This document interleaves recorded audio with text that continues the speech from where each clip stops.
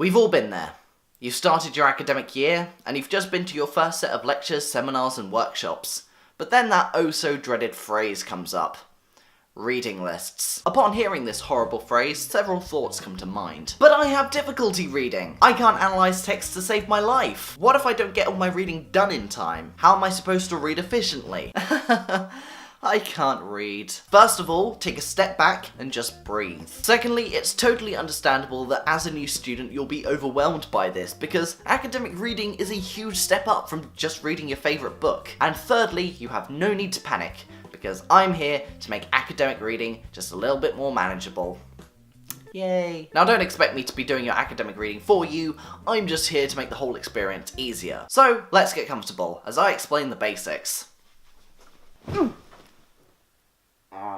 So we are in Blackboard at the moment, and you'll see, depending on what course and stuff you do, you'll have different sites for all your different modules, and each module will have its own set of reading lists. So we're just going to pick a random one here, so I'm thinking we're going to go Creative Industries Case Study for today. Fun times. And when you get onto your module specific site, you will have a nice little menu, and if you scroll down there will be something called reading lists. And as you can see here, there is a reading list right here. So unlike some other modules, this reading list is quite small, but all of them, as you can see here, have essential.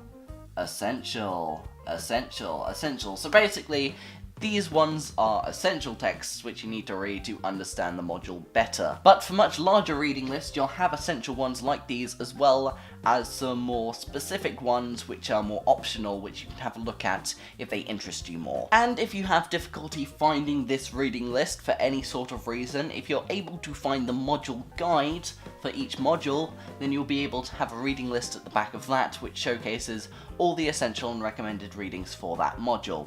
I'm saying module quite a lot in this segment. On top of this, especially if you're in first and second year, when you're going through week by week, a lot of reading lists will tend to have segments where it's week by week. So you'll have 1 or 2 readings on week 1, 2 readings on week 2, week 3, so they're all in chronological order, that sort of thing. But I know what you're asking, how do I actually access these books? Well, if you just have a click of one of them here, it has all the information regarding said book, and also, if you can have a look at where my finger is pointing, it shows whereabouts it is, so the university library, and the specific shelf mark and where it is so you can go find it. That's for physical books at least. You also may have instances, like you have here for this one, which is Understanding the Music Industries, where it's an online resource, so you can just click it and it will take you straight to the ebook version. Oh yeah, and you need to log in, but I'm lazy, so we're not going to do that. So that's just some of the basics on where to find your readings for specific modules, that sort of thing. But if you have any other difficulties, if you want to find specific versions of readings and that sort of thing, you can always contact your tutor, and also each course has a specified librarian who you can contact via email and that sort of thing. Yay. I'm getting really uncomfortable, so we're going to move somewhere else for the next segment. Hi. We've moved again. Now the basics are out of the way, I can talk to you about actually reading these pieces of reading. And I want to go over some of the more time-effective methods of academic reading. The first thing I recommend is scan reading. Well, how are you supposed to read effectively if you're just scan reading through it really quickly and you're not looking and paying attention to all the nitty-gritty details?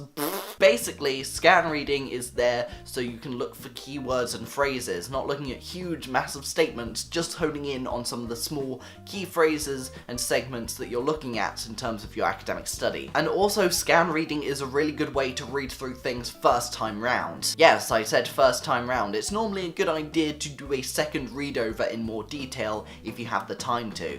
But Brandon, some of the books are about 1,000 pages long. I don't have time to read 1,000 pages. What do? Well, what you do is look at specific chapters. If you take a gander at the contents page, you will see that there's specific topics that are covered in each chapter, with an overview that tends to be covered in the introduction. My recommendation is to have a look at the introduction first and foremost, and then branch off into the specific chapters that you think are the most necessary. This was an absolute time saver for me, especially in third year. And like I said, read over it. You'll probably be doing this when you're actually writing your essay and looking at quotes and stuff, but be sure that you read over it to make sure that you're not misspelling some quotes and that sort of thing. Finally, the last thing I want to advise is for those of you who still have difficulty when it comes to academic reading. For that, I recommend seeking student support, which I talk about in a little bit more detail in another student life video, as well as talking to some of your tutors. And lastly, especially in your first and second year, you'll be doing a lot of key readings in preparation for seminars. If you had difficulty reading through a specific part of the reading which you didn't quite understand,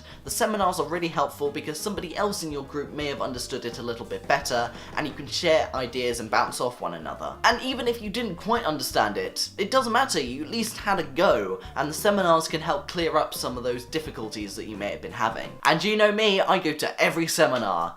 Just kidding, I don't even have seminars because I'm a third year. Ha ha ha ha ha ha. So that was just a little video about the do's and don'ts of academic reading. I hope you found it useful, and if you have any other sort of tips when it comes to academic reading, feel free to share them. Be sure to follow Student Life on all its social medias, and I shall see you very, very soon. Bye for now.